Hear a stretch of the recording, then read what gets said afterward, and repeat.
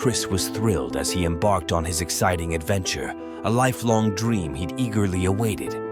He wanted to leave his parents' home to experience a life full of freedom. He wanted to do whatever he wished without anyone holding him accountable. He hated being late coming home, hated the strict meal times, hated being forced to clean and tidy his room, and hated being watched all the time. But what he hated the most was having to beg his father for daily pocket money and justify his need for it. Chris left home the day he turned 18.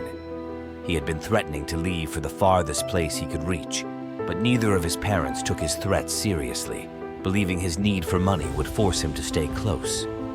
They were never as bad as one might imagine, but their excessive caution in protecting Chris and their fear that he might follow in the footsteps of his older brother Jacob made them tighten the reins, constantly reminding him that the world was unsafe and that someone like him couldn't survive alone amidst its dangers. Jacob was a very pampered boy, deprived of nothing by his parents, who placed enormous trust in him. They believed that their gentle treatment, the affection they showed him, and the margin of freedom they allowed him would help him build an independent and distinguished character. However, they were shocked when they received a phone call from the police revealing that their son had been addicted to drugs. He had successfully hidden this fact from them, or perhaps they had never noticed the clear signs on his face during his extended stays at home. His frequent absences from home had helped him avoid drawing attention to his secret. Chris only wanted to break free from the shackles that imprisoned him immediately after Jacob's death from an overdose. He succeeded in doing so when he left his phone at home and moved to a city 200 miles away from his hometown. That was the farthest point he had ever reached at that moment. With only enough money to last a few days, he decided to stay in the city and find a job to save money for traveling to another city. That was his original plan since deciding to leave. Chris found a job, and while he was spending his days in the city, his parents were consumed with the agony of his disappearance and departure without informing them of his destination. They couldn't report him missing to the police because he had left them a letter explaining his reasons for leaving home and asking them never to search for him. He swore he would disappear forever if he ever discovered they were trying to bring him back. Their fear of losing him forever restrained their intense desire to search for him. Reluctantly, they feared he might meet an unknown fate without their knowledge. Why does the love that parents sometimes have for their children turn into bitterness? They feel a severe contradiction between the love they try to express through their actions and the response they receive from their children, which sometimes reaches the level of hatred. Parents don't understand why their children act contrary to what they believe their feelings will lead to, and children can't comprehend how being confined and having their freedom to do as they please taken away can be seen as love. This drove Chris to move from city to city. Since he had left without a means of contact, 5 years passed before his mother decided to leave her home to search for him. She decided to venture into the unknown, carrying a picture of him to ask about him wherever she went. Meanwhile, his father had passed away, worn out by illness, with his only wish being to see Chris and bid him farewell in peace. But that wish went unfulfilled, and he departed with a deep, painful bitterness. His mother arrived in the first city and spent more than 6 months there. Not a single day passed without her venturing out into the streets, cafes, hospitals, and every place she thought might give her a chance to find him. But her hopes were dashed as she found no trace of him. She then decided to move to another city, but her luck there was no better than in the first. 2 years went by as she searched for Chris without finding any clue about him.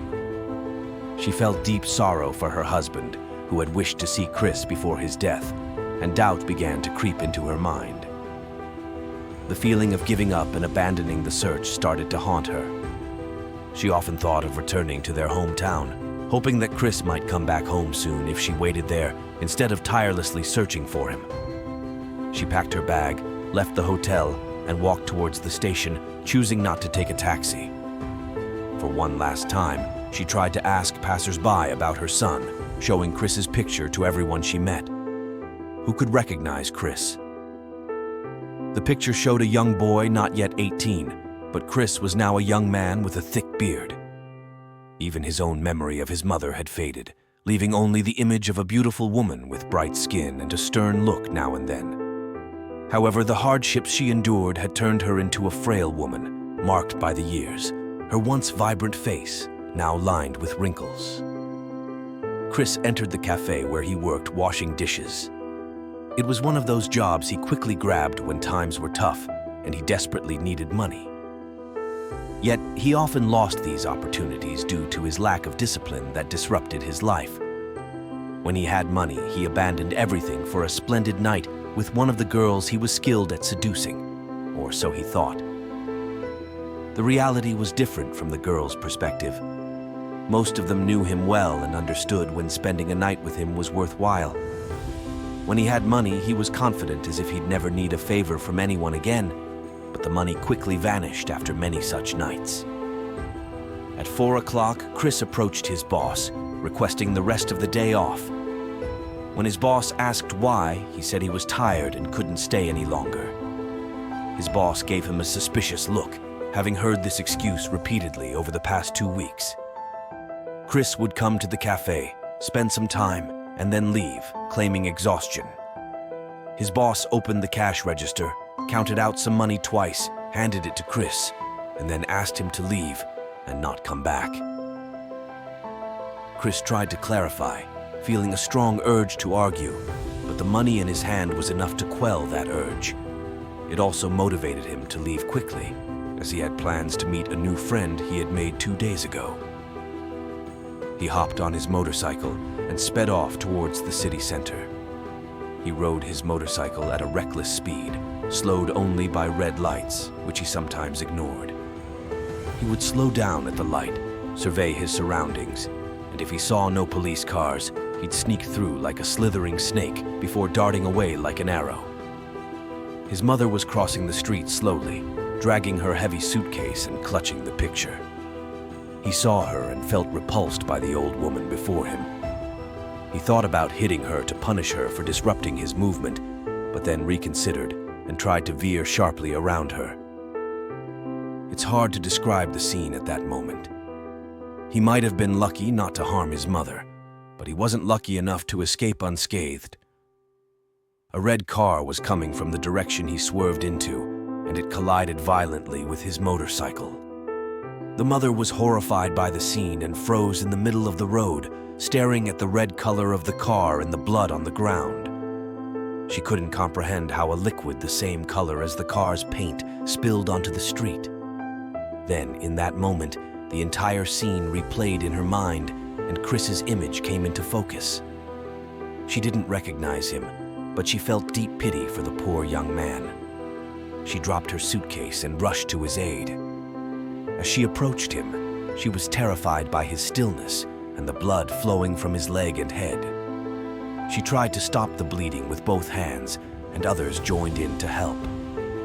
She gazed at his face, feeling a vague sense of familiarity with Chris's features, but she feared that accepting this as true would turn it into a reality and a nightmare that would shatter all her hopes. Minutes later, the ambulance arrived, and the paramedics intervened, asking everyone to step aside and let them do their job. Tears welled up in her eyes as she fought off despairing thoughts, swearing to herself that it was impossible for her reunion with Chris to be so dramatic. Her wish, and that of Chris's father, couldn't turn into such a cruel tragedy.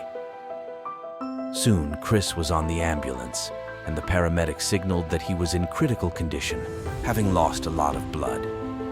Before the ambulance left, she abandoned her suitcase and defied the grim scene, telling one of the paramedics that she wished to accompany them because the young man was her son. She wasn't certain, but she feared this might be her only chance to save her son's life if it was indeed him. At the hospital, Chris was taken to the intensive care unit, and his mother went to another wing to donate part of her blood for the poor young man. She hoped he was her son if he survived, but as strongly as she held on to this hope, she wished he wasn't her son if he didn't make it. Which wish should come true? Could the merging of both wishes bring satisfaction? It was difficult to grasp the gravity of the situation. No one told her, but her blood type matched her son's. The medical team spent 6 hours trying to save him. Afterward, the doctor came out to find her trapped between her hopes and fears, which had grown beyond reason. She clasped her hands together, praying that the news wouldn't be devastating. Both outcomes were tragic for her. Which one would be fairer to receive? The doctor told her that her son was between life and death, and that the next 12 hours would determine his fate. He gave her no certainty. Was it really her son? She thought about leaving. She wanted to escape this unbearable situation. She didn't want to hear any news that would shatter all hope of holding her son alive again. Living on that hope was better than being devastated by his death. After 6 more hours passed, she felt weak, succumbed to fear, and decided to leave before receiving the painful news. As she walked past the reception desk, she heard Chris's name being mentioned. A girl named Lillian was asking about a young man named Chris, describing his appearance and beard, and recounting the accident scene with all the information she had. She desperately wanted to see him, and was visibly saddened by what had happened to him. The scene dispelled all the mother's doubts. She couldn't run away anymore. She approached Lillian and hugged her, leaving the poor girl bewildered. The mother looked into her eyes for a moment, reassured by the presence of such a girl in her son's life. Then, with tears streaming down her face, she said sadly, "I am Chris's mother."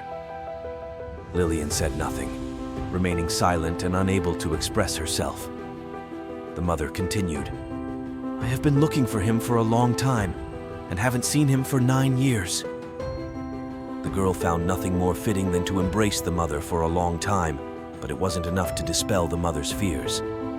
She wanted to hear something about Chris, and had only this girl to share some details. However, the details were scarce. Lillian had met Chris just a week ago, and they had planned to go on a date the previous night, with Chris promising to take her out. It seemed she had fallen deeply in love with him, which the mother gathered from the way she described their encounter. Hours of anticipation and fear passed, and then the moment the mother had been dreading arrived. The doctor stood before her, with Lillian by her side supporting her. The doctor didn't waste much time, sensing her anxiety. He informed her that Chris would be all right and that he had passed the critical stage. She collapsed to the ground, crying with joy and offering thanks. Overwhelmed with happiness, she and Lillian embraced again. 2 days later, after Chris spent time in intensive care, his mother and his beloved Lillian were allowed to see him. He didn't understand what an old woman was doing there at first, thinking she was Lillian's mother. He never realized she was the same woman he had avoided hitting before the accident. But when he learned she was his mother, he felt immense joy. It was a magical moment, filled with mutual feelings of blame and guilt, leading them both to apologize to each other. The mother couldn't bring herself to tell Chris about his father's death, deciding to wait until he had fully recovered. 2 weeks later, Chris was discharged from the hospital. He finally decided to return to their town with his mother, finding no difficulty in convincing Lillian to come along. They all left the city that had imprinted scenes of deprivation and humiliation in his memory. He had long wanted to return to his parents, but he feared being blamed for what he had done and felt ashamed of his long absence. No matter what happens, that love remains alive in their hearts until they die. They will always wish the best for their child, and they will do everything in their power to help him find his way if he allows them to do so.